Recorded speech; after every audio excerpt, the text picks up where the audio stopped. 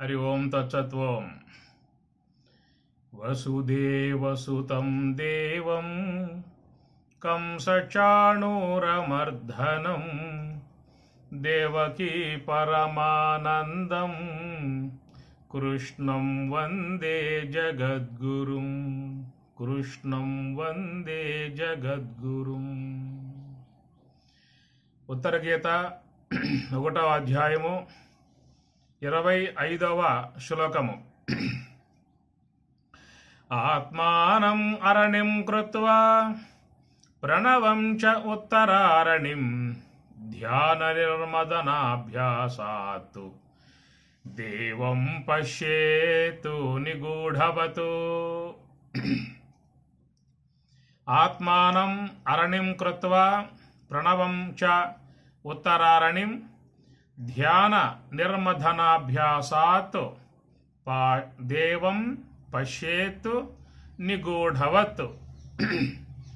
నిగూఢవత్ చాలా నిగూఢముగా ఉన్నటువంటి స్వరూపం. నిగూఢవత్ అనే పదం వాడటంలో చాలా సారస్వతం ఉన్నది. అనగా చాలా లోతైనటువంటి యొక్క చోట దాగి ఉన్నట్లుగా ఉన్నటువంటి విధానం అన్నమాట. ఈ మాటలు వాళ్ళు మహాత్ములు వాడేటువంటి ఆ పదజాలం చాలా జాగ్రత్తగా వాళ్ళు వాడతారు. కనుక ఆ భావాన్ని మనం గుర్తించాలని చెప్పన్నట్లయితే కొంచెం ఆ శ్లోకం యొక్క అర్థాల మీద మనసు పెట్టి అధ్యయనం చేయగలిగితేనే మనకు ఆ భావం గోచరించే అవకాశం ఉన్నది. మహాత్ములు వారు సాధన చేసి యోగ సమాధిని పొందుతారు కాబట్టి ఆ దివ్య దేవభూములు యోగ సాధన యోగ మార్గం అని చెప్పినట్టయితే దాన్ని ఇంద్రయోని, బ్రహ్మరంధ్రము, మోక్ష మార్గం అని చెప్పి ఇట్లా అనేక పదాలతో వాడతారు. అది ఈశ్వర మార్గం, దేవ మార్గం. ఆ మార్గములో మరి ఆ తేజోవంతమై ఉన్నటువంటి ఆ మార్గంలో వాళ్ళు పయనిస్తారు కనుక అక్కడ కలిగేటువంటి యొక్క ఆ అనుభవము మహాత్ములు ఈ శ్లోకములలో నిక్షిప్తం చేసి పెట్టారు. అందువల్ల మరి ఆ పదములను మనం గనక గమనించినట్లయితేనే దాంట్లో ఉన్న అర్థం సుస్పష్టముగా అర్థమయ్యే అవకాశం ఉంటుంది. మనం ఒక్కొక్క శ్లోకాన్ని తీసుకుని దాంట్లో ఉన్న అర్థం ఏమిటి, మహాత్ములు ఎలాంటి అర్థం దాన్ని నిక్షిప్తం చేశారు, అందుట్లో విశ్వంభరుడైన పరమాత్మ కృష్ణ పరమాత్మ యొక్క ఆ భావం కాబట్టి అది కేవలం ధ్యాన సంబంధములో కలిగేటువంటి ఒక దివ్యానుభవం. ఆ దివ్యానుభవం యోగ సమాధి సంబంధ అనుభవాలు శ్లోకాలు నిక్షిప్తం చేసినటువంటిది. కనుక మనం ఆ శ్లోకాలను మనం చక్కగా అధ్యయనం చేద్దాం. చెప్పే వాళ్ళకి ఎంత ఓర్పు ఉన్నదో వినే వాళ్ళకు కూడా ఓర్పు ఉండాలి. ఓర్పు లేకపోతే అర్థం గోచరించే అవకాశం లేదు. మీరుగా శ్లోకాలకు పోలేరు. కాబట్టి పోగలిగే వాళ్ళు పోయినప్పుడు వాళ్ళు పయనించే విధానాన్ని అనుసరించాలి. అనుసరించి రాగలిగితే అర్థం గ్రహించుకునే అవకాశం ఏర్పడుతుంది. ఒకసారి ఇంటే శ్రవణం, అదే పలుమార్లు ఇంటే మననం. గతంలో చెప్పారు కదా విషయం, అదే విషయమా అని చెప్పనే భావం మనసులో రాకూడదు. ఏమి ఒక్కసారి విన్నప్పుడు దాని శ్రవణము అని చెప్పని అంటారు. అదే విషయాన్ని పలుమార్లు వినటం కారణంగా ఆ విన్నదాన్ని మననము అని చెప్పని అంటారు. ఈ మననం చేయటం కారణంగానే మనకు దాంట్లో ఉన్న అర్థాలు బాగా మనసుకు వచ్చే అవకాశం ఏర్పడుతుంది. కాబట్టి ఆధ్యాత్మిక విషయాలను పదే బాగా మననం చేసుకోవాలి. ఒకసారి విన్నాము అయిపోయింది చెప్పని కాదు. న్యూస్ పేపరు అది వేస్ట్ పేపర్. ఈరోజు న్యూస్ పేపరు అది రేపు ఏమవుతుంది, వేస్ట్ పేపర్. ఆధ్యాత్మికం అట్లా కాదు. భగవద్గీత అట్లా అనుకుంటాం అవకాశాలు లేవు. అది ఎంతకాలం నువ్వు అధ్యయనం చేసినా అది నీకు కొత్తగానే ఉంటుంది. ఉపనిషత్తులు కానీ భగవద్గీత కానీ వివేక చూడమని, మహావాక్య దర్పణం, ఉపదేశ సాహస్రి, వేదాంత పంచదశి, విచార సాగరం ఇవన్నీ కూడా ఉన్నాయి అని చెప్పనంటే ఒక పట్టాన ఒక రోజులో అర్థమయ్యేటువంటివి కావు. ఈ పూట కొంచెం అర్థం అవుతుంది, రేపు అధ్యయనం చేసినప్పుడు ఇంకా కొంచెం అర్థం అవుతుంది. ఇట్లా చేసుకుంటూ పోతూ ఉంటే ఇంకెంతో అర్థం దాంట్లో నుంచి వస్తుంది. భగవద్గీతకు ఎంతోమంది భాష్యం రాశారు. ఒక్కొక్క మహాత్ముడు చేతితో పట్టుకుని రాస్తే ఇంతంత గ్రంథాలు అయ్యాయి.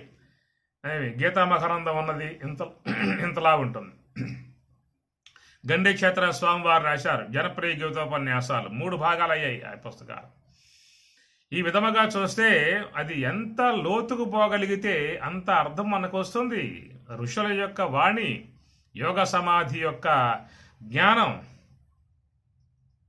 అందుచేత ఆ శ్లోకాలలో ఉన్నటువంటి అర్థం ఇంతే అని చెప్పని కాదు, నువ్వు పోగలిగింది అంతవరకే. ఇంకా పోగలిగే విధానం గలవాళ్ళు లోనకెళ్తారు. ఇప్పుడు సముద్ర మధ్యంలో దూకావనుకో ఎంతలాగా పోతావు? నీకు ఊపిరి బిగబట్టగలిగే స్థాయి వరకు నువ్వు పోతావు. తర్వాత ఏం చేస్తావు? పైకి వచ్చేస్తావు. గజేతగాళ్ళు అయితే ఇంకా లోపలికి పోతారు. ఆ ప్రకారముగా మరి తత్వజ్ఞానములో బాగా ఆరితేరి ఉన్నటువంటి నిపుణులై ఉన్నటువంటి వారు ఇంకా శ్లోకాలలోకి ఇంకా లోతుకు పోయే అవకాశం ఏర్పడుతుంది. ఇదంతా కూడా బ్రహ్మ విద్య అన్నారు. బ్రహ్మ జ్ఞానం, బ్రహ్మ విద్య, వేదాంతం అన్నమాట. అందుచేత ఇది కేవలము ఇంతే అర్థం అని చెప్పి అనుకోవడానికి అవకాశం లేదు. ఇలాంటి యొక్క తాత్విక సంబంధమై ఉన్నటువంటి విచారణ ఏదైతున్నదో దాన్ని కొంచెం సునిశ్చితంగా అధ్యయనం చేయాల్సి ఉంటుంది. చెప్పేవారు లోతుకు పోయే ప్రయత్నం చేస్తారు, వినేవాళ్ళు కూడా వారి ఎమ్మటే అనుకరించాలి. అందువల్ల ఆ ఓర్పు, ఆ నేర్పు, ఆ ఏకాగ్రత, నిశ్చలత్వము, దాని ఎందు ఉన్నటువంటి ఉత్సుకత ఎన్ని ఉన్నప్పుడే దాంట్లో బాగా పయనించే అవకాశం ఏర్పడుతుంది. ఉత్తర గీతలో ఉన్నటువంటి ఈ యొక్క శ్లోకాలను మనం ఒక్కొక్క దాన్ని అధ్యయనం చేస్తూ ఉన్నాము. అందుచేత ఒక్కోసారి ఎక్కువ సమయం పడుతుంది. కొన్ని శ్లోకాలైతే తక్కువ సమయంలోనే అర్థం ముగింపు చేసుకునే విధానం ఉంటుంది. కానీ కొన్ని శ్లోకాలు పట్టుగా ఉండే శ్లోకాలు కొన్ని ఉంటాయి. అవి కొంచెం మనస్సు పెట్టి అట్లను అధ్యయనం చేయాల్సి ఉంటుంది. ఎక్కువ సమయం తీసుకుంటుంది. ఒక విషయం తీసుకురావాలంటే సమయం తీసుకుంటుంది.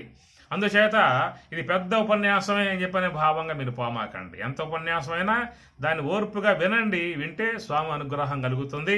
చక్కటి దివ్య జ్ఞానం మనసులో కలిగే అవకాశము ఏర్పడుతుంది. ఆత్మానం అరణిం కృత్వా ప్రణవంచ ఉత్తరారణిం. యజ్ఞం చేసేటప్పుడు ఏం చేస్తారని చెప్పానంటే కింద ఒక అరణి పెడతారు. అరణి అంటే ఒక కట్టె పొల్ల, అదనమాట. దానికి ఒక బెజ్జం పొడుస్తారు కింద, దాని కింద పెడతారు. దాంట్లో పుల్ల గుచ్చుతారు. ఆ పన్ని గుచ్చి పైన ఒక కట్టె, దాన్ని ఉత్తర అరణి అంటారు. ఉత్తర అరణి పైన ఉన్నటువంటి అరణి, అదొక కట్టె అన్నమాట. ఆ కట్టెతో బాగా పట్టుకుంటారు. పట్టుకున్నప్పుడు ఆ మధ్యలో ఉన్న పుల్లకు త్రాడు చుట్టి, మనం ఎట్లయితే మజ్జిగ చిలుకుతారో పూర్వకాలు చిలికేవాళ్ళు, ఆ కవ్వానికి త్రాడు చుట్టి ఇట్లా బాగా ఎట్లా పెరుగు మదించినట్లుగా దాన్ని ఆ యొక్క యజ్ఞం చేసేటువంటి వృత్తివికులు దాన్ని బాగా మదిస్తారు. మదించినప్పుడు ఆ కింద ఉన్న అరణి ఏదున్నదో ఆ కింద ఉన్న అరణిలో అగ్ని అనేది ఏర్పడుతుంది. ఆ అగ్ని తీసుకుని వాళ్ళు యజ్ఞాన్ని చేస్తారు. అది ఒక అలవాటుగా పూర్వకాలం నుంచి వస్తుంది. ఆ కాలంలో అగ్గిపెట్టెలు లేవు, ఎలాంటి సౌకర్యాలు లేవు కాబట్టి మరి ఆ కాలంలో ఆ విధంగా చేశారు. అదే అర్థం మనకు శ్లోకాలంలో కూడా అట్లాగే పెట్టేశారు. ఈ కాలంలో అయితే ఆ విధంగా చేయటం కూడా తక్కువైపోయింది. ఏదో కర్పూరం వెలిగిస్తారు, కర్పూరం అగ్నిగుండంలో పడేస్తారు, కట్టెలు పెడతారు, ఈ విధంగా చేస్తూ ఉన్నారు. కానీ పూర్వకాలంలో మాత్రం ఆ విధంగా చేసేవారు అన్నమాట. అదే అప్పటి చేసినటువంటి యొక్క భావాన్ని తీసుకుని పారమార్థికముగా ఈ శ్లోకంలో మనకి ఇక్కడ విషయాన్ని అందిస్తూ ఉన్నారు. ఒకటేమో ఉదాహరణ, దృష్టాంతము, ద్రాష్టాంతికం. దృష్టాంతము అంటే మనం గతంలో చూసినటువంటి యొక్క విషయం అనుభవంలో ఉన్నది కాబట్టి దాన్ని మనకు చెప్పి ఈ ప్రకారముగా అది అని చెప్పి అంటాం, అది ద్రాష్టాంతికం అవుతుంది. అట్లాగా మనం ఈ కట్టెలో కట్టె పెట్టి బాగా మధించే విధానం మనం చూసిన దృశ్య విధానం అన్నమాట. ఈ దీనిని మనకి పోలికగా చెప్పి మరి పారమార్థికమై ఉన్నటువంటి యొక్క అర్థాన్ని చెప్పే ప్రయత్నం ఇక్కడ జరుగుతుందన్నమాట. అందుచేత ఆత్మానం అరణిం కృత్వా, ఆత్మానం తనను అరణిం కింద ఉన్న అరణిగా కృత్వా చేసి, ప్రణవంచ చ మరియు ప్రణవం ఓంకారమును ఉత్తర అరణిం, ఉత్తర అంటే పైన ఉన్న అరణి, అరణిగా ఓంకారమును చేశారు. ధ్యాన నిర్మదనాభ్యాసాత్, ధ్యాన నిర్మదన ఆ విధముగా 2 కట్టెలు చేర్చి మధ్యలో కట్టెబెట్టి బాగా దాన్ని తాడు చుట్టి నిర్మథనం, బాగా మథనం అనేది చేయటమే ధ్యానము అనేటువంటి విధానములో మథనం చేయాలని చెప్పి అర్థం. ఇక్కడ ఏమిటయ్యా అర్థం అని చెప్పనంటే, ఇక్కడ ఆత్మానం అంటే తనను అని అర్థం. ఇక్కడ తనను అధహ అరణి, కింద ఉన్నటువంటి అరణి. ఇక్కడ తానంటే ఎవరు? స్థూల దేహానికి సూక్ష్మదేహానికి విలక్షణమై ఉన్నటువంటి యొక్క అజ్ఞాన ఉపాధిగా ఉన్నటువంటి జీవుడగు అతడే తాను. మనకు చెప్పేది 3 దేహాలు చెబుతారు కదా, స్థూల దేహము, సూక్ష్మదేహము, కారణదేహం అనేటువంటిది. కాబట్టి ఈ యొక్క జీవుడు అనబడేటువంటి అతని యొక్క ఉనికి కారణదేహము. అవిద్యోపాధికో జీవ అని శంకరాచార్యుల వారు చెప్పిన మాట. మాయోపాధిక ఈశ్వర, అవిద్య ఉపాధిగా ఉన్నటువంటి కారణదేహమే తన యొక్క సొంత నివాసముగా ఉంది. సొంత గృహం, సొంత నివాసం, బ్రహ్మ అడ్రస్. ఎక్కడయ్యా జీవుని ఉనికి అని చెప్పనంటే అజ్ఞానము. అజ్ఞానం అనేటువంటి యొక్క ఆ గూటిలో ఉన్నటువంటి వాడే జీవుడు అని చెప్పి అర్థం. ఆ విధముగా అజ్ఞానం అనే ఉపాధి కారణంగా ఏ జీవత్వాన్ని పొందాడో, అజ్ఞానం లేకపోతే జీవత్వం లేదు. అజ్ఞానం ఉన్నంత వరకే జీవత్వం భాషిస్తుంది. కనుక అజ్ఞానం అనేటువంటి ఒక ఉపాధిని పెట్టుకుని తన జీవత్వమును ఏర్పాటు చేసుకుని జీవత్వమును పొంది ఆ విధముగా ఉన్నటువంటి యొక్క కారణ ఉపాధిగా ఉన్న జీవుడు ఏం చేస్తున్నాడా అని చెప్పనంటే, ఈ 2 దేహాలను వాడుకుంటూ ఉన్నాడు. ఇంద్రియాత్మికమై ఉన్నటువంటి యొక్క సూక్ష్మదేహము, గోళకాత్మికమై ఉన్నటువంటి స్థూలదేహం. ఇంద్రియాత్మికమై ఉన్నదేమో సూక్ష్మదేహం, గోళకాత్మికమై ఉన్నదేమో స్థూలదేహం. నేను ఈ మాటలో చాలాసార్లు సందర్భాలలో మాట్లాడుతూ ఉన్నాను.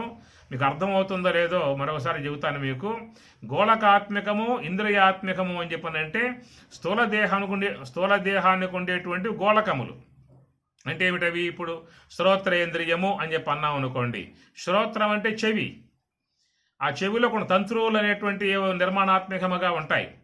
లోన ఉన్నటువంటిది ఇంద్రియం అంటే శబ్దగ్రహణ శక్తిని ఇంద్రియం అని చెప్పి అంటారు. ఆ శబ్దగ్రహణ శక్తి యొక్క ఇంద్రియము, ఈ గోళకము 2 కూడా కలిస్తేనే మనకి శబ్దం వినబడే అవకాశం ఉన్నది.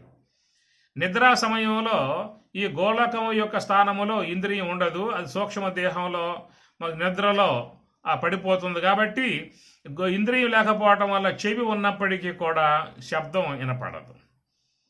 అట్లనే నేత్రేంద్రియం అని చెప్పి అన్నాం కదా. నేత్రం అంటే కన్ను, ఇంద్రియం అంటే దృశ్య గ్రహణ శక్తి. ఆ దృశ్య గ్రహణ శక్తి గల ఇంద్రియము సూక్ష్మ దేహాశ్రయంలో ఉంటుంది. ఈ కన్ను మాంసపిండముగా ఉన్న కన్నేమో స్థూల దేహాశ్రయంలో ఉంటుందన్నమాట. కాబట్టి ఇంద్రియం అనేది ఉంటేనే నీకు గోళకములో ఇంద్రియం ఉంటేనే దృశ్యం కానవస్తుంది తప్ప ఇంద్రియం లేకపోతే దృశ్యం కానరాదు. ఒకవేళ ఇంద్రియం ఉండి గోళకం కనుక చెడిపోయినా కానీ దృశ్యం కానరాదు. కనుక గోళకము బాగా ఉండాలి, ఇంద్రియము ఉండాలి. ఈ ప్రకారం 2 ఉంటేనే మనం దృశ్యాన్ని చూసే అవకాశం ఏర్పడుతుంది. అట్లా జిహ్వేంద్రియం అన్నాం. జిహ్వాన్ నాలుక ఇంద్రియం, రసగ్రహణ శక్తి. అట్లా గ్రానేంద్రియము. ఇవన్నీ గోళకాలే. శ్రోత్ర, త్వక్కు, చక్షువు, జిహ్వ, గ్రాణం ఇవి జ్ఞానేంద్రియ గోళకాలు. ఇక వాక్కు, పాణి, పాదము, గుహ్యము, పాయువు కర్మేంద్రియాలు. ఆ కర్మేంద్రియ గోళకాలు. కర్మేంద్రియాలు సూక్ష్మ దేహంలో ఉంటాయి, జ్ఞానేంద్రియాలు సూక్ష్మ దేహంలో ఉంటాయి, అంతరేంద్రియాలు సూక్ష్మ దేహంలో ఉంటాయి. అంతరేంద్రియం అంటే మనస్సే, అంతఃకరణం ఒకటే. అది వృత్తి భేదాన్ని బట్టి మనస్సు, బుద్ధి, చిత్తం, అహంకారం అని చెప్పని అంటాం.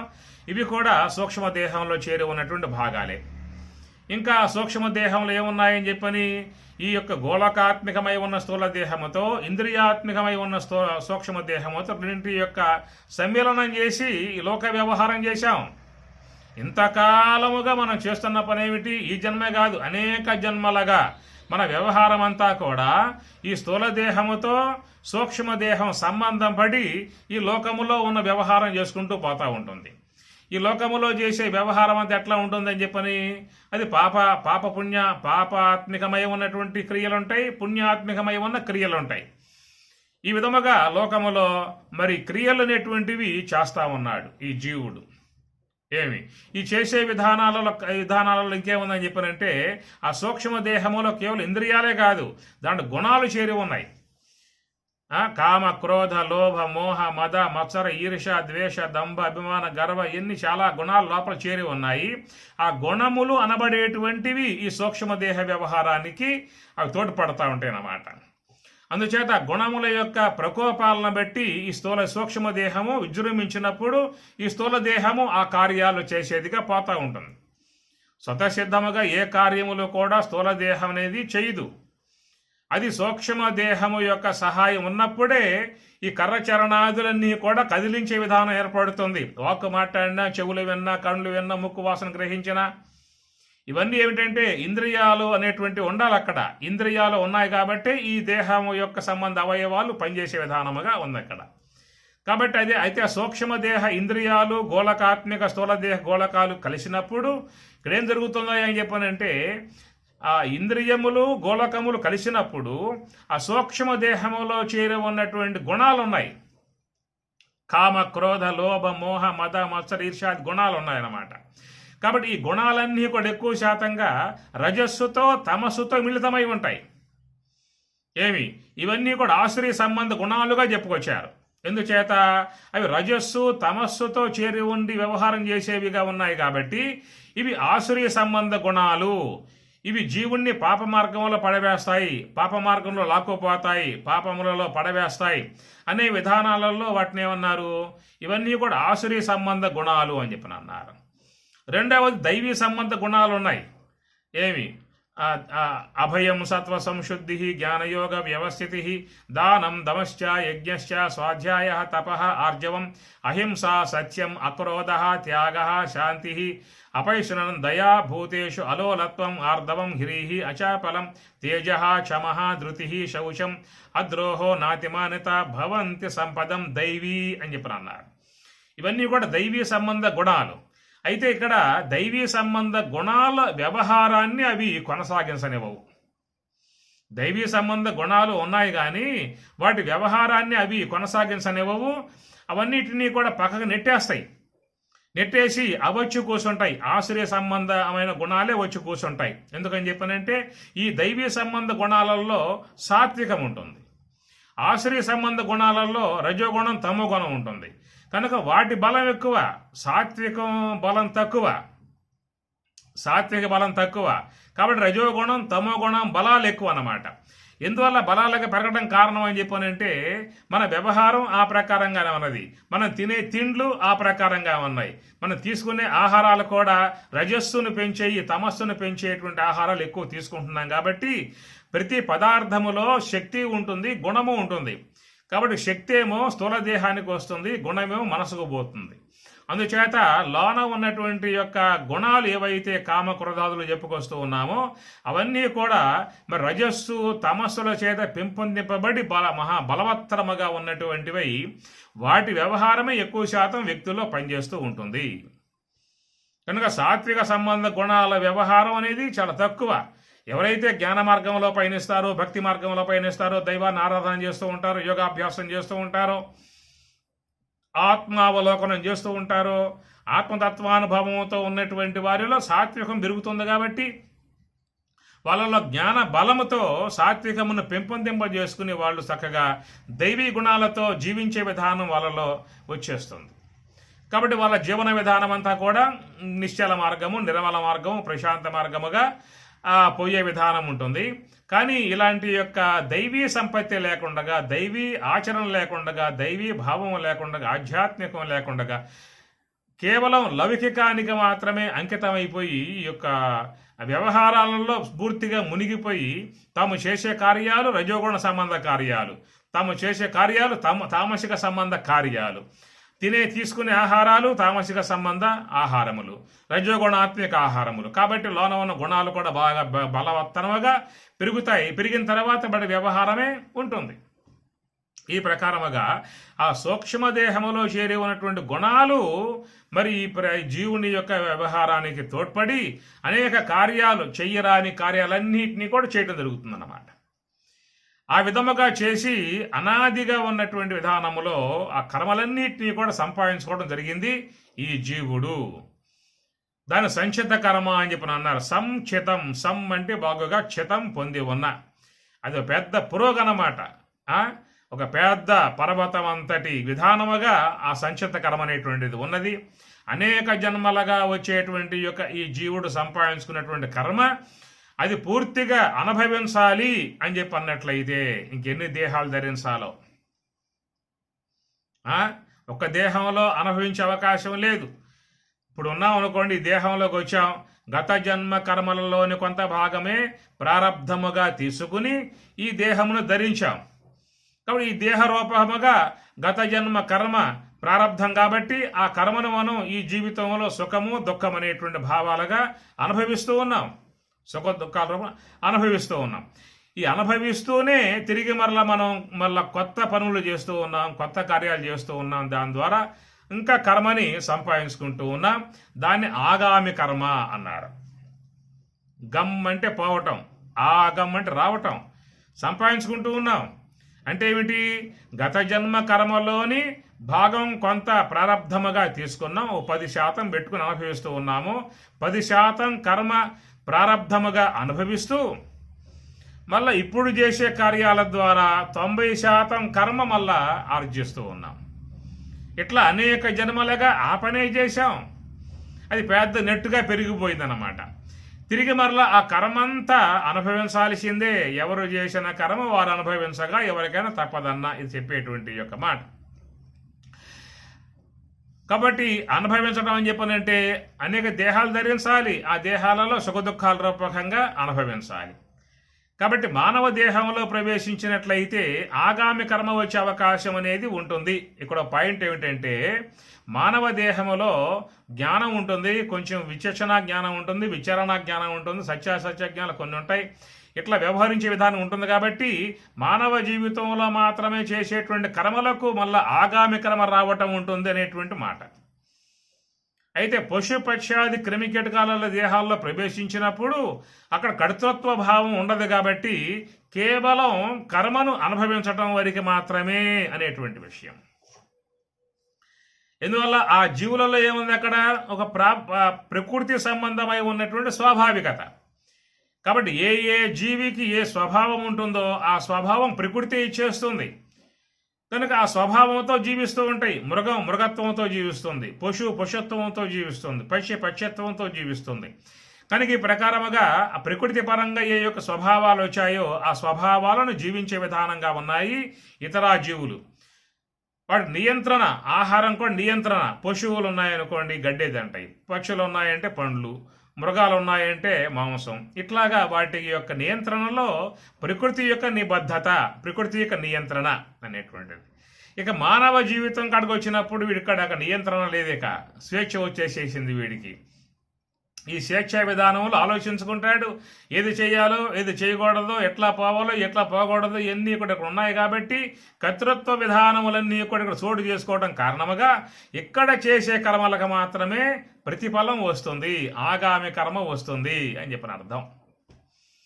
ఈ ప్రకారముగా అనేక జన్మలుగా సంపాదించుకున్నటువంటి యొక్క కర్మంతా సూక్ష్మదేహంలో పడి ఉన్నది. కాబట్టి ఆ సూక్ష్మదేహంలో పడి ఉన్నటువంటి ఆ కర్మను తిరిగి మరలా ఈ జీవుడు అనుభవించాలి అని చెప్పన్నట్లయితే ఇంకెన్ని దేహాలు ధరించాలో. కనుక ఆ కర్మను ఎవరికి ఇచ్చే అవకాశం లేదు, ఎవరికి దాన ధర్మాలు చేసే అవకాశం లేదు.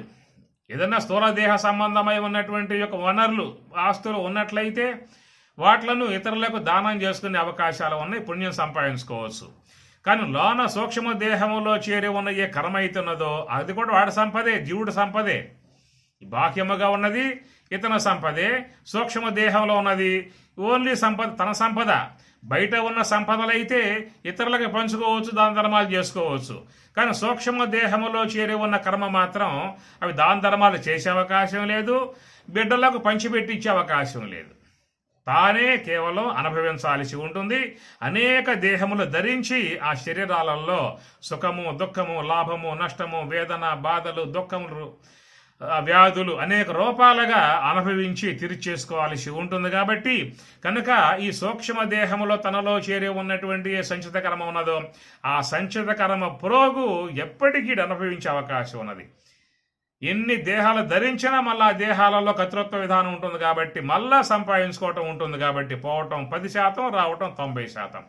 ఈ విధంగా వచ్చి పడ్డప్పుడు వీడెప్పుడు తరించే అవకాశం ఉన్నది, ఎప్పుడు ఈ కర్మంతా పోయే అవకాశం ఉన్నది. కాబట్టి ఏ జీవుడైతే లోకములో తాను తరించే ఉద్దేశం ఉంటుందో, మోక్షానికి పోయే ఉద్దేశం ఉంటుందో, నాకు ఈ జన్మలు వద్దు, ఈ భవబంధాలు వద్దు, ఈ కర్మలు వద్దు, ఈ గర్భనరకాదులు వద్దు అని అనుకున్నటువంటి విధానములో ఉన్నటువంటి వాడు మాత్రమే ఆధ్యాత్మికములో అడుగు పెడతాడు. గమనించండి. ఇక మిగతా వర్గం అంతా ఏమిటి? వాళ్ళు కర్తువులు చేస్తారు, కర్మలు చేస్తారు, పూజలు చేస్తారు, వ్రతాలు చేస్తారు, దాన ధర్మాలు చేస్తారు, యజ్ఞయాగాదులు చేస్తారు. ఎందుకంటే ఇంకా మేము ఉత్తమ లోకాలకు పోవాలి, ఉత్తమ దేహాలు పొందాలి, గొప్ప గృహాలలో జన్మించాలి, దివ్య భోగాలు పొందాలి అన్న అపేక్షలు వాళ్ళకున్నాయి. కామాత్మాన స్వర్గపర జన్మ కర్మ ఫలప్రదాం క్రియా విశేష బహుళాం భోగైశ్వర్య గతిం ప్రతి భోగైశ్వర్య ప్రసక్తానాం చెప్పేటువంటి యొక్క మాట గీత. సమాధౌన విధీయతే.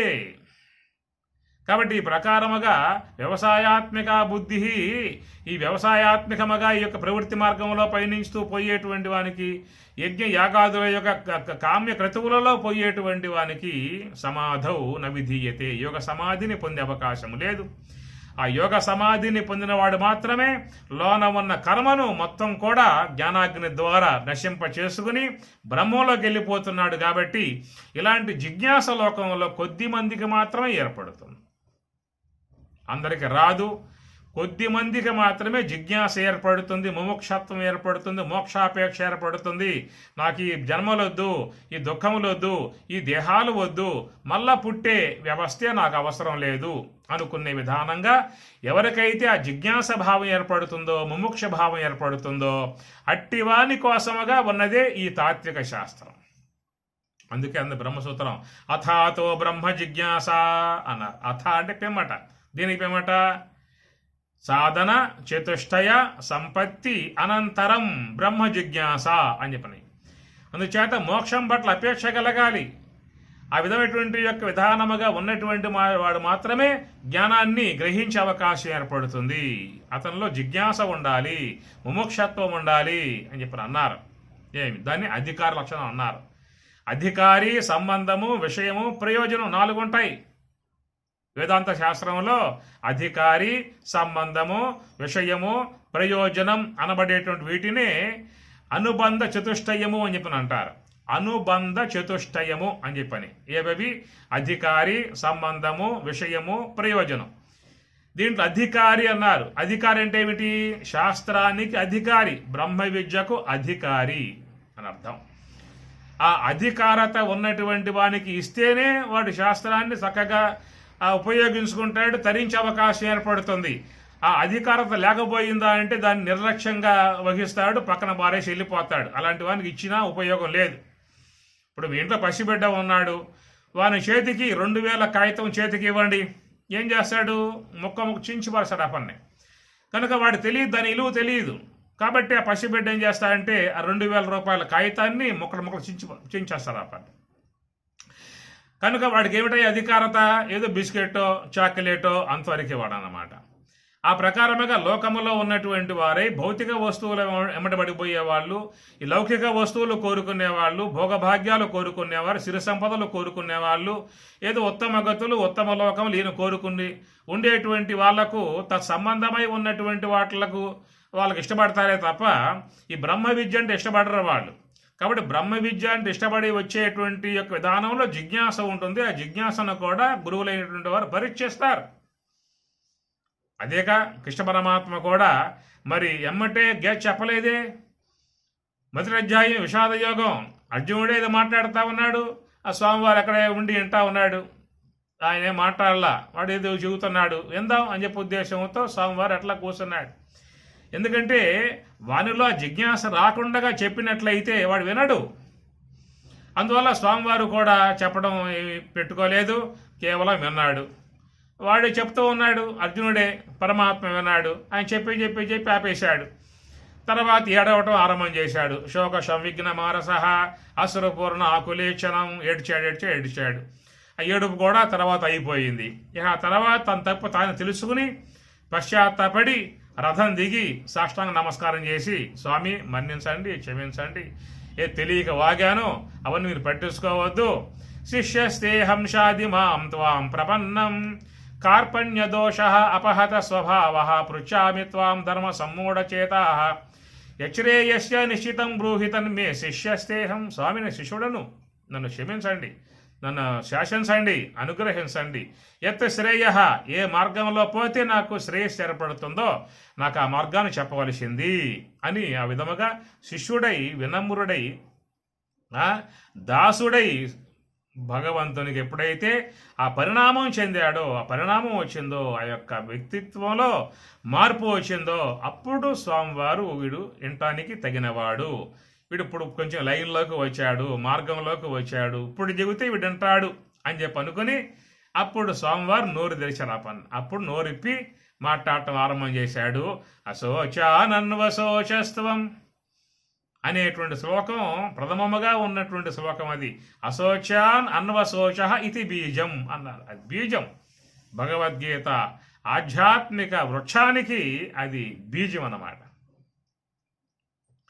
ప్రజ్ఞావాదాంశ్చ భాషసే అశోచ్యానన్వశోచస్త్వం ప్రజ్ఞావాదాంశ్చ భాషసే గతాసు నగతాసూంశ్చ నానుశోచంతి పండితాః నానుశోచంతి పండితాః. ఈ ప్రకారంగా ఘంటసాల వారు బాగా మహానుభావుడు మంచి రాగాలు పెట్టి అందరూ నాస్తికులు కూడా వినే అంతటి సారస్వతముగా ఎంతో సుందరోపేతముగా ఎంతో అందముగా ఆనందకరముగా మంచి గాత్రముతో అమృతప్రాయమైన గాత్రముతో ఆయన పాడి అందరూ వినేట్లుగా చేశాడు ఆ పుణ్యాత్ముడు. సామాన్యంగా భగవద్గీత అని చెప్పినట్టు దూరంగా పారిపోతూ ఉంటారు. కానీ ఎంతటి వాడు కూడా నాస్తికుడు కూడా ఆ రాగాన్ని విన్నప్పుడు ఆ శ్లోకాన్ని వాడు వింటాడు. ఇంత బాగా ఉందా గీత, ఇంత అర్థం శ్లోకాల్లో ఉందనేది కూడా వాడు గ్రహించుకునే అవకాశంగా ఆయన పాడగలిగాడు. ఆ మహానుభావుడు నమస్కారం. కాబట్టి ఈ ప్రకారం ఆ పరమాత్మ అన్నది తన జ్ఞానబోధ అప్పుడు ఆరంభం చేశాడు. కాబట్టి జిజ్ఞాస రావాలి, ముముక్షత్వం రావాలి, మోక్షాపేక్ష రావాలి. ఆ విధముగా వచ్చి ఉన్నటువంటి వాడు మాత్రమే ఈ తాత్వికమై ఉన్న జ్ఞానంలో పయనించే అవకాశం ఏర్పడుతుంది. కాబట్టి అందువల్ల అధికారి అని చెప్పి అన్నారు అన్నమాట. కాబట్టి అలాంటి అధికారత అనేది కొంతమందికి మాత్రమే వస్తుంది లోకంలో. చాలామంది ఏమిటంటే ఈ విలాస వస్తువులకి, విలాస భోగాలకి, ప్రపంచ ఆస్తులకు, సంపదలకు, సిరి సంపదలకు వైపుకు పోతారే తప్ప ఈ బ్రహ్మజ్ఞానం వైపుకు వాళ్ళు రారు. అందుచేత ఈ బ్రహ్మజ్ఞానం వైపుకు వచ్చి ఉన్నటువంటి వారి కోసముగా ఉన్నటువంటిది ఈ ఉత్తర గీత శ్లోకాలు అన్నమాట. కాబట్టి వాళ్లకు చెప్పిన వినిపించుకోరు, వాళ్ళు ఏమాత్రం దాన్ని పట్టించుకోరు కూడా. జిజ్ఞాస ఉన్నవాళ్ళు దీని యొక్క రూపాలను గ్రహించే అవకాశం ఏర్పడుతుంది. కాబట్టి మనం ఉత్తర గీత అనేటువంటి యొక్క దాంట్లో కొంచెం లోతుగా వెళ్ళే విధానం చేస్తూ ఉన్నాము. అందుచేత ఇక్కడ ఆత్మానం అరణ్యం కృత్వ, ఆత్మానం అంటే తనను, ఆత్మానం తనను, కాబట్టి తనను అరణ్యం కింద అరణిగా చేసుకున్నాడు. అంటే ఏమిటి ఇక్కడ అర్థం? ఏం చెప్పుకున్నాం మనము? లోన ఉన్నటువంటి అవిద్య ఉపాధిగా ఉన్నటువంటి యొక్క జీవుడు ఈ సూక్ష్మ దేహముతో సంబంధం పడి ఈ స్థూల దేహముతో కార్యాలు చేస్తూ ఉన్నాడు. తాను చేసే కార్యాలు ఎట్లా ఉన్నాయి? అయితే ఆ సూక్ష్మ దేహములో కేవలం ఇంద్రియాల వరకే ఉన్నట్లయితే ఇంద్రియాల ద్వారా వినేవాడు, తినేవాడు, చూసేవాడు, వ్యవహారం ఏదో చేసేవాడు అందరికీ ఉండేది. కానీ లోన ఉన్నటువంటి సూక్ష్మ దేహంలో గుణాలు చేరున్నాయి. ఆ గుణాలు కూడా తామసిక సంబంధ గుణాలు, దైవీ సంబంధ గుణాలు ఉన్నాయి. కానీ వాటిని ఇవి వ్యవహరింప చేయనివో, పక్కకు తోచేస్తాయి ఆ పని. కనుక తామసిక సంబంధమై ఉన్న గుణాలకు బలం ఉంది. కాబట్టి అనగా రాజసిక తామసిక సంబంధ గుణాలకు బాగా బలం ఉన్నది. కాబట్టి అవి ఈ సూక్ష్మ దేహాన్ని వీడిని తీసుకుపోయి ఆ కార్యాలు చేయిస్తూ ఉన్నాయి.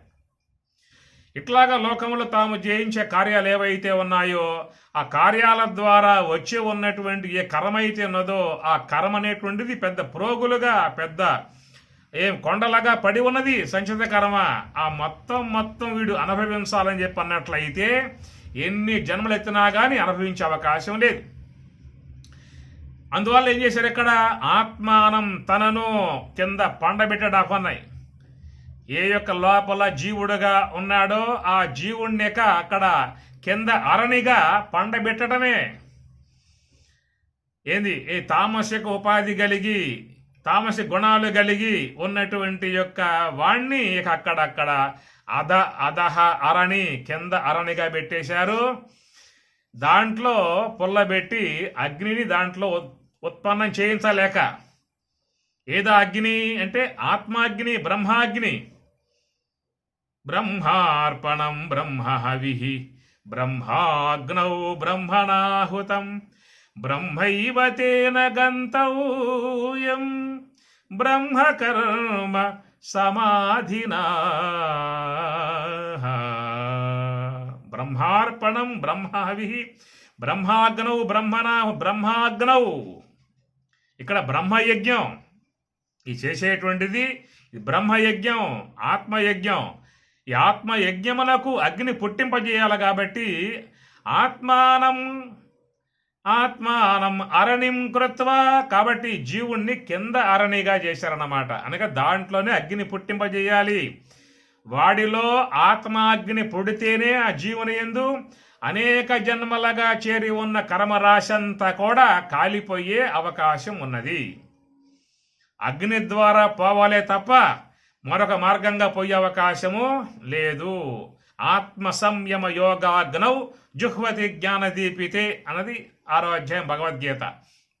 అందుచేత అగ్ని ఎవరిలో పుట్టాలయ్యా అని చెప్పానంటే, ఏ జీవుడైతే అనేక జన్మలుగా పాపములన్నీ కూడా సంపాదించుకుని లోపల సూక్ష్మదేహంలో పెట్టుకుని ఉన్నాడో, ఆ సూక్ష్మదేహంలో పెట్టుకుని ఉన్నటువంటి, అనగా ఇక్కడ జీవుడు అని చెప్పి అన్నప్పుడు అవిద్య ఉపాధి, కర్మేంద్రియములు, జ్ఞానేంద్రియములు, అంతరేంద్రియములు, కర్మవాసనలు, ఈ మొత్తం సమూహం అంతా చేరే జీవుడు. ఈ సమూహం అంతా చేరే జీవుడు అన్నమాట. వాడు ప్రత్యేకంగా లేడు, మొత్తం సమూహం కలిసి ఉన్నాడు. ఇట్లాగా కలిసి ఉన్నటువంటి యొక్క వాడిని అధహ అరణి, కింద అరణిగా పెట్టి దాంట్లో బెజ్జం పొడిచి దాంట్లో పుల్లబెట్టి ఇక మదించటం చేశారేక. ఆ మదించటం వల్ల ఏమవుతుంది? వాడిలో పుడుతుంది అగ్నిక.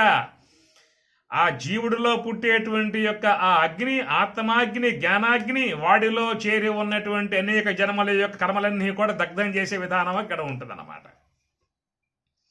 ప్రణవంచ ఉత్తర అరణి. ప్రణవం ఓంకారము, పై అరణి అన్నారు. ఏమిటంటే పై అరణి ఓంకారం ఏంటని చెప్పానంటే, ఓంకారం అని చెప్పి అన్నప్పుడు అకార ఉకార మకార అర్ధమాత్రికలు, త్రిమాత్రం అర్ధమాత్రం చ ప్రణవస్య విశేషత.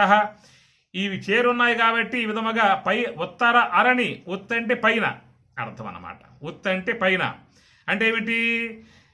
ఇంతకాలముగా మనం అధహ ప్రయాణం చేశాం. కారణదేహం నుంచి సూక్ష్మదేహంకి, సూక్ష్మదేహం నుంచి స్థూలదేహాన్ని, స్థూలదేహం నుంచి విషయాల్లోకి పోవడం లాంటివి చేస్తూ ఉన్నాం ఇంతకాలంగా మనం. అధహ దిగువకి పోయే విధానం, విషయాల్లోకి, భోగాల్లోకి, ఈ భవబంధాల్లోకి, పుట్టుకల్లోకి, ఇట్లాగా పోయే విధానం అంతా కూడా అధః ప్రయాణం చేసి ఉన్నాం. ఇప్పుడేమైంది? ఉత్తర అరణి, అది ఓంకారం అన్నమాట. ఎప్పుడైతే ఈ ప్రకారముగా జీవుణ్ణి అధః అరణి, వాడిని కింద పొడుకోబెట్టి, కింద పెట్టి, వాడిలో పుల్లబెట్టి అగ్నిని పుట్టించే విధానముగా చేసే విధానములో పైన ఉత్తర అరణిగా పెట్టారు ఓంకారాన్ని. ఏమిటా ఓంకారము అని చెప్పనంటే, ఎప్పుడైతే ధ్యానం చేస్తూ ఉన్నాడో, ధ్యాన నిర్మధనాత్ అభ్యాసాత్, ఇక్కడ కింద పదం చూడండి, 3వ పాదంలో ఉన్నది ఇది. ధ్యాన నిర్మధనాత్ అభ్యాసాత్ అంటే పలుమార్లు చేయటం అభ్యాసం అంటే, ఒకసారి చేయటం కాదు. నిర్మధనం, ధ్యాన నిర్మధనం. ఈ ధ్యానం అనేది నిర్మధనం, మదనం చేయాలి బాగా. ఏమిటా ధ్యానం అంటే? ఈ మనస్సుని హంసతో చేర్చటమే ధ్యానం. అందుచేత ఉత్తర అరణి, ఉత్తర ప్రయాణం, ఊర్ధ్వ ప్రయాణం, ఉత్తంటే పైకి అన్నమాట. కాబట్టి ఆత్మ వద్దకు ప్రయాణం చేసే విధానములో మరి నివృత్తి మార్గంలో పోవాలని చెప్పన్నట్లయితే మనం హంసను ఆశ్రయించాలి. ప్రవృత్తి మార్గంలో పోవాలని చెప్పన్నట్లయితే ఇంద్రియాలను ఆశ్రయించాలి. ఇంతకాలం చేస్తున్నప్పుడు ఇదే మనం. కనుక ఇంద్రియాలేమో ప్రపంచం వైపుకు లాక్కుపోతాయి, హంసేమో పరమాత్మ వైపుకు లాక్కుపోతుంది. పరమాత్మతో సంబంధపడి ఉన్నటువంటి యొక్క వస్తువు హంస, ప్రపంచంతో సంబంధపడి ఉన్నటువంటివి ఇంద్రియాలు. కనుక ప్రపంచం కావాలనుకున్నవాడు ఇంద్రియాల ద్వారా ప్రపంచంలోకి పోతాడు. పరమాత్మ కావాలని చెప్పి అనుకున్నవాడు హంస యొక్క ఆశ్రయంలో బ్రహ్మం వద్దకు పోతాడు. అందుచేత ఆ మనస్సుని ఆ హంసతో చాచటమే ధ్యాన నిర్మదనాభ్యాస. ధ్యాన నిర్మదనం, ఈ మనస్సుని శ్వాసతో చాచటము ధ్యానమవుతుంది. ఆ ధ్యానములో ఉన్నప్పుడు అది చెయ్యిగా చెయ్యిగా ధ్యానం చేస్తూ చేస్తూ ఉండటమే నిర్మథనం. పలుమార్లు ఈ శ్వాసతో ఉండి ధ్యానం చేయగా చేయగా చేయగా చేయగా ఏమవుతుంది, ఆ రాపిడికి లోపల కలిగేటువంటి యొక్క ఆత్మాగ్ని అన్నమాట. దాన్ని బ్రహ్మాగ్ని అన్నారు. యస్య సర్వే సమారంభాః కామ సంకల్ప వర్జితాః జ్ఞానాగ్ని దగ్ధ కర్మాణం జ్ఞానాగ్ని దగ్ధ కర్మాణం. జ్ఞానాగ్ని, ఆ జ్ఞానాగ్ని ద్వారా దగ్ధ కర్మాణం, ఆ సూక్ష్మ దేహములో చేరి ఉన్న కర్మలన్నీ కూడా దగ్ధం చేయబడతాయి. కనుక ఆ ఇవన్నీ దగ్ధం చేయాలని చెప్పన్నట్లయితే ఆ తనను కింద అరణిగా చేయాలి. ఏం చెప్పుకున్నాం, కింద అంటే ఆ జీవుడు ఇంద్రియాత్మికమై వాసనాత్మికమై గుణాత్మికమై పాపములు పుణ్యములు కర్మలన్నీ కూడా మూట కట్టుకున్నటువంటి యొక్క వాడి ఆ వ్యక్తిత్వాన్ని, అనాత్మ సంబంధ వ్యక్తిత్వాన్ని కింద పెట్టేశాం. దాంట్లో పొల్లబెట్టి మదించినప్పుడు ఆ జీవుల్లో ఉన్న కర్మలన్నీ కూడా దగ్ధం చేయబడతాయి. కాబట్టి ఈ చేసేటువంటి యొక్క యోగ సాధన విధానము పలుమార్లు చేయటం. జ్ఞాన ధ్యాన నిర్మదన అభ్యాసాత్. అభ్యాసం అంటే ఏంటి, ఒక పూట చేస్తే రాదు, పలుమార్లు చేసే విధానాన్ని అభ్యాసం అంటారు. ఈ ప్రకారముగా ఆత్మానం తనను కింద పెట్టి ఆ పైన ఓంకారాన్ని పెట్టి బాగా మధించినప్పుడు ఏమవుతుంది, ఆ జీవునిలో చేరి ఉన్నటువంటి ఆ కర్మలన్నీ కూడా అగ్ని పుట్టినప్పుడు ఆ అగ్ని ద్వారా లోన ఉన్నవన్నీ కూడా దగ్ధం చేయబడతాయి. కాబట్టి ఉత్తర అరణి, ఆ ఓంకారం ఉత్తర అరణి అనగా మనస్సుని శ్వాస ఎందు పెట్టినప్పుడు ఏమవుతుందయ్యా అని చెప్పనంటే, అకారం స్థూల దేహము, ఒకారం సూక్ష్మదేహం, మకారం కారణదేహం, అర్ధమాత్రక మహాకారణం. ఈ ధ్యానములో అర్ధమాత్రక యుగ మహాకారణముతో ఉన్నాం కాబట్టి అకారం లైవ్ అయిపోతుంది ఒకారంలో, ఒకారం లైవ్ అయిపోతుంది మకారంలో, మకారం లైవ్ అయిపోతుంది అర్ధమాత్రికలో. ఎప్పుడు అకారం లైవ్ అయిపోయిందో స్థూల దేహం జడమైపోయింది. ఒకారం లైవ్ అయిపోయినప్పుడు సూక్ష్మదేహం, ఇంద్రియాత్మక సూక్ష్మదేహం జడమైపోయింది. మకారం కూడా లైవ్ అయిపోయిందా అంటే అజ్ఞానం అంతరించింది, శుద్ధ సాత్విక విద్య ఏర్పడుతుంది. కాబట్టి ఆ శుద్ధ సాత్విక విద్య ఉపాధిగా ఉన్నటువంటిది ఈశ్వరత్వము. అప్పుడు ఆ యొక్క యోగ సమాధిలో తాను ఈశ్వరుడై ఉంటాడు సాధకుడు. కనుక అక్కడ జీవత్వం అంతరించింది, ఈశ్వరత్వం ఆవిర్భావమైంది. కాబట్టి ఆ ఈశ్వరత్వాన్ని పొందినప్పుడు, యోగ సమాధిలో ఈశ్వరత్వాన్ని పొందినప్పుడు ఇక జీవుల్లో ఉన్న కర్మ సముదాయం అంతా కూడా మొత్తం జ్ఞానాగ్నిలో కాలిపోతుంది అన్నమాట. ఎప్పుడు జ్ఞానాగ్నిలో మొత్తం కూడా కాలిపోవటం జరుగుతుందో దేవం పశ్యేత్తు నిగూఢవతు, 4వ పాదం ఇక్కడ. దేవం దేవుని పశ్యేత్తు చూడవలయును, నిగూఢవతు. ఎందువల్ల నిగూఢవతు, లోన ఉన్నటువంటి యొక్క ఆత్మ అది నిగూఢముగా అంటే ఏమిటి చెప్పుకున్నాం కదా, ఆ సూక్ష్మ దేహములో చేరి ఉన్న ఇంద్రియాలు కానీ గుణాలు కానీ వాసనలు కానీ ఇవన్నీ కూడా బాగా చేరిపోవడం కారణముగా ఆ ఆత్మ మరుగైపోయింది. నిగూఢవత్, నిగూఢం వలె అంటే ఎక్కడో లోపల ఉన్న దాని వలె ఉన్నది. కాబట్టి ఆ నిగూఢవత్, ఆ లోపల ఎక్కడో పడి ఉన్నటువంటి ఆత్మ విధానాన్ని పశ్చేత్తు చూస్తామని చెప్పనంటే, ఆత్మానం తనను కింద అరణిగా పెట్టి దాంట్లో పెట్టి బాగా మధించినప్పుడు ఆ సూక్ష్మ దేహములో ఉన్నటువంటి అన్నీ కూడా జ్ఞానాగ్నిలో కాలిపోయి ఆ సూక్ష్మదేహం శుద్ధమైపోతుందో, అనాత్మంతా అంతరిస్తుందో. అనాత్మ అంతరించినప్పుడు ఇక ఆత్మకు ఆవరణములుగా ఉండే విధానం లేకుండా పోతుంది. ఇక ఇంతకాలం అనాత్మంతా కూడా ఆత్మకు ఆవరణగా ఉన్నది. ఇప్పుడేమైంది, ఆ జ్ఞానం అనే అగ్నిలో ఈ ధ్యానం బాగా చేయగా లోన కలిగేటువంటి యొక్క ఆత్మాగ్నిలో అనాత్మంతా కూడా ఆహుతి చేయబడింది. ఇప్పుడు యజ్ఞంలో ఏం చేస్తారు, అగ్నిని వ్రేలిసి ఆ యజ్ఞంలో ఆ యొక్క ఆ అగ్నిని పెట్టినప్పుడు దాంట్లో సమిధలు వేస్తారు, హవిస్సు పోస్తారు, సుగంధ ద్రవ్యాలు వేస్తారు, అనేక సంభారాలు దాంట్లో వేసి ఆహుతులు చేస్తారు, ఆహుతులు ఇచ్చేస్తారు. మొత్తం కూడా దాంట్లో మరి అన్నీ కూడా దగ్ధం అయినప్పుడు చివరికి పూర్ణాహుతి చేస్తారు ఆ పని. అట్లా ఇక్కడ అంతర్యాగం, బ్రహ్మయజ్ఞం, ఆత్మయజ్ఞంలో కూడా అనేక జన్మలుగా ఉన్నటువంటి ఈ కర్మ సముదాయం అంతా కూడా దాంట్లో మరి అగ్నిలో, బ్రహ్మాగ్నిలో ఆహుతిగా చేస్తారు. ముఖ్యంగా సోహంభావ ధ్యానమే జ్ఞానయజ్ఞము. హంస వెంబటి మనసు పెట్టడమే జ్ఞానయజ్ఞము. ఈ జ్ఞానయజ్ఞమును ఆరంభించినప్పుడు సూక్ష్మదేహములో చేరి ఉన్న అనాత్మంతా కూడా ఆత్మాగ్నిలో ఆహుతి చేయబడతాయన్నమాట. మొత్తం లయమైపోయినప్పుడు చివరికి ఈ జీవుడు కూడా దాంట్లో స్వాహ అయిపోతాడు. ఎప్పుడైతే ఈ జీవుడు కూడా స్వాహ అయిపోయాడో, అనగా జీవత్వానికి హేతువుగా ఉన్నటువంటి అజ్ఞానం, మూలా విద్య అన్నారు, ఆ మూలా విద్య అంతరిస్తే జీవత్వం పోయినట్లే. ఆ విధముగా జీవత్వములకు హేతువుగా ఉన్నటువంటి యొక్క మూలా విద్య, దాన్ని మూల ప్రకృతి అన్నారు, కారణదేహం అన్నారు, లేదా గ్రంథి అన్నారు, అనేక పేర్లు పెట్టడానికి. అలాగా జీవత్వమునకు హేతువుగా ఉన్నటువంటి యొక్క మూల అవిద్య, అజ్ఞానం, తమస్సు వరకు కారణదేహం అగ్నిలో కాలిపోయిందా అంటే అప్పుడు జీవత్వం పోతుంది. కాబట్టి దాన్ని పూర్ణాహుతి, మొత్తం పూర్ణంగా ఆహుతి అయిపోయిందా అని చెప్పనంటే ఇక్కడ జీవుడు లేడేక, జీవో బ్రహ్మైవ నాపరహ, జీవుడు బ్రహ్మమైపోతాడు. శివజీవైక్య సమాధియందు అంటాడు రాముడు ఆంజనేయ స్వామితో, శివజీవైక్య సమాధియందు విలసచ్చిన్మాత్ర తత్వంబుత అవలీలన్ గని పూర్ణుడై పెదప మాయా సంస్కృతించెందినంత ఉలన్నిర్చునే యోగి పాలు పెరుగైతర క్షంగ వేరైనయా నవనీతంబు చల్లలో కలయునే నానావిధ ప్రకారంబులన్. బాగా మదించినప్పుడు ఏ వెన్న అయితే విడబడుతుందో తిరిగి మరలా వెన్న మజ్జిగలో కలవదు.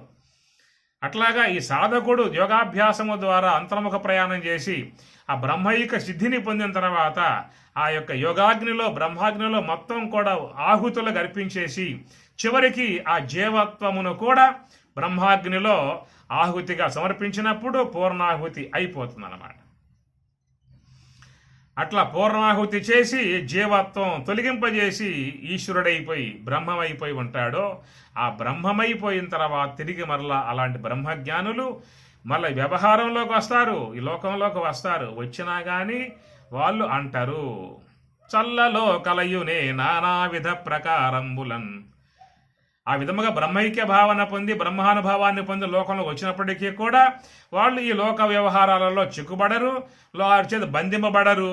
దేనికి అంటకుండగా పద్మపత్రం ఇవాంబస అని గీతలో చెప్పిన మాట ఆ ప్రకారం ఉంటారు. కాబట్టి మహాత్ములు ఈ విధముగా లోన ఉన్న అనాత్మను దగ్ధం చేసి దేవం పశ్చేత్తు నిగూఢవత్తు, ఆ నిగూఢముగా, ఎందువల్ల పైనంత పడిపోయినాయి కదా, ఈ నిగూఢముగా ఉన్నటువంటి యొక్క బ్రహ్మమును వీళ్ళు యోగాగ్ని ద్వారా, ధ్యానాగ్ని ద్వారా, అంతర అగ్ని ద్వారా, ఆత్మాగ్ని ద్వారా మొత్తం అనాత్మ అంతా కూడా దాంట్లో వ్రేలిసి హోమము చేసేసి అవన్నీ లేకుండా చేసుకున్న తర్వాత అప్పుడు నీకు ఆ బ్రహ్మం లోపల దర్శనము అవుతుంది. అది బ్రహ్మ దర్శనము, దైవ దర్శనము అదనమాట.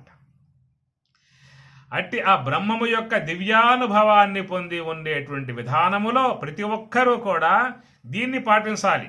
ఈ శ్లోకం చాలా గొప్పగా ఉండేటువంటి యొక్క భావన, అనగా కొంత వ్యవహార సంబంధమై ఉన్నటువంటి యొక్క భావాన్ని చెప్పి తర్వాత పారమార్థికమై ఉన్నటువంటి భావం మనకి ఈ యొక్క శ్లోకంలో స్వామివారు అందించారు. అందువల్ల ఆత్మానం అన్న పదం చాలా గొప్పది ఇక్కడ. ఎందుకంటే ఆత్మానం అన్నప్పుడు తనను, ఆత్మానం, ఆత్మ, ఆత్మనవు, ఆత్మనః, ఆత్మనం, ఆత్మనవు, ఆత్మన ద్వితీయ వ్యక్తి వస్తుంది. కాబట్టి తనను అధహ అరణి అన్న కింద కర్ర పొడుగ పెడతాంక, కింద కర్ర పెడతాంక, ఆ కింద కర్ర పెట్టినట్లుగా వీడిని కూడా కింద కర్రగా పెట్టేసి దాంట్లో కర్ర గుచ్చి మదించినప్పుడు ఈ కర్రలో పుడుతుంది. కింద కర్రలో పుట్టేదే అగ్ని, పై కర్రలో పుట్టదు. పై కర్ర ఒత్తి పెడతాడు, అట్లాగా కింద కర్రలో అగ్ని పుడుతుంది. కాబట్టి ఆ జీవుడిలో పుట్టినటువంటి యొక్క ఆత్మాగ్నియే ఆ జీవుల్లో అనేక జన్మలాగా చేరి ఉన్నటువంటి కర్మంతా కూడా వాడి యందు ఉన్నది. కాబట్టి తనలో పుట్టే అగ్ని తనలో ఉన్నవాడిని కాల్చేస్తుంది ఆ పని.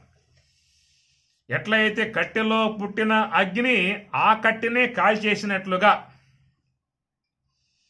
ఆ విధముగా తనలో పుట్టిన జ్ఞానాగ్ని తనను కాల్చేసింది. ఆ పని తనను కాల్చేసిందా అంటే అక్కడ తాననే అక్కడ లేడాక ఇంతకాలం నేను నేను నేను నేను అని అహంభావంతో ప్రవర్తిస్తూ ఉన్నాడు కదా. అలాంటి యొక్క ఆ అహము యొక్క సంబంధమై ఉన్నటువంటి అజ్ఞాన పూరితమై ఉన్నటువంటి యొక్క ఆ జీవుడు పూర్తిగా ఆ జీవత్వం పూర్తిగా నశింపబడుతుంది అగ్నిలో. ఎప్పుడు కాలిపోయి అజ్ఞానం కూడా పూర్ణాహుతిగా అయిపోతుందో అప్పుడు వాడి జీవత్వం అనే పాత్ర మొత్తం పోతుంది. పూర్తిగా ఈశ్వర స్థాయికి వచ్చేస్తాడు. ఆ ఈశ్వర స్థాయి నుంచి బ్రహ్మము యొక్క స్వరూపాన్ని పొందగలుగుతాడు. బ్రాహ్మీ అనుభవంలో అతడు ఉండిపోతాడు. కాబట్టి దేవం పశ్యేత్ నిగూఢవత్ అన్న పదం ఇక్కడ చెప్పుకొచ్చారు. ఆ ప్రకారముగా ప్రతి ఒక్కరూ కూడా ఈ ధ్యానమును అనుష్ఠించి ధ్యాన నిర్మధన అభ్యాసాత్ అన్నట్లుగా ధ్యాన నిర్మధన, మధనం అంటే ఏమిటి? బాగా దాన్ని ఇప్పుడు ఆ పెరుగులో వెన్న ఉంటుంది, ఎట్లా వస్తుంది పైకి? బాగా మధ్యించాలి. ఆ చల్లకవం పెట్టి బాగా మధించినప్పుడు ఆ వెన్న వేరైనట్లుగా అట్లనే సాధనలో కూడా బాగా అభ్యాసం చేసినప్పుడే, అభ్యాసం కూడా ఏదో మీరు ఉదయం లాంఛన సాయంత్రం లాంఛన చేయటం కాదు, ఎప్పుడెప్పుడు అవకాశం ఉంటుందో అప్పుడల్లా కూడా ధ్యానం చేస్తూ ఉండాలి. ఉదయం పూట అరగంట సేపు, సాయంత్రం అరగంట సేపు ఇది పెట్టుకుంటాం, మంచిదే. కానీ తస్మాత్ సర్వేషు కాలేషు యోగయుక్తో భవార్జున గీత ఉంటుంది. కాబట్టి ఎప్పుడెప్పుడు అవకాశం ఉంటే అప్పుడల్లా కూడా ఈ ధ్యానం చేసినట్లయితే, నిర్మధనము చేసినట్లయితే దానివల్ల ఏమవుతుంది? ఆ యొక్క అగ్ని పుట్టి మరి అనాత్మంతా నశింపజేయబడి జీవత్వం తొలగింపజేయబడి బ్రహ్మత్వ భావన పొందింపజేసేదిగా ఉన్నది. ఇది అంతర్యాగ సంబంధమై ఉన్నటువంటి యొక్క భావన. ఆత్మానం అరణిం కృత్వా ప్రణవంచ ఉత్తర అరణిం ధ్యాన నిర్మదనాభ్యాసాతో దేవం పశ్యేత్ నిగూఢవతు. హరి ఓం తత్సత్ ఓం.